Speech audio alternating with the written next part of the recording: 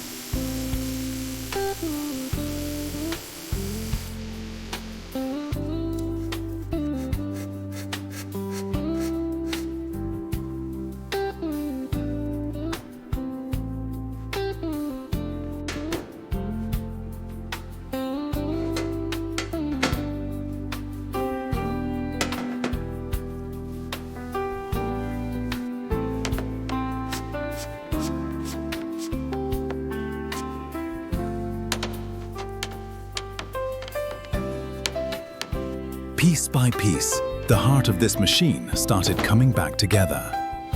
Precision was everything. One mistake could ruin everything.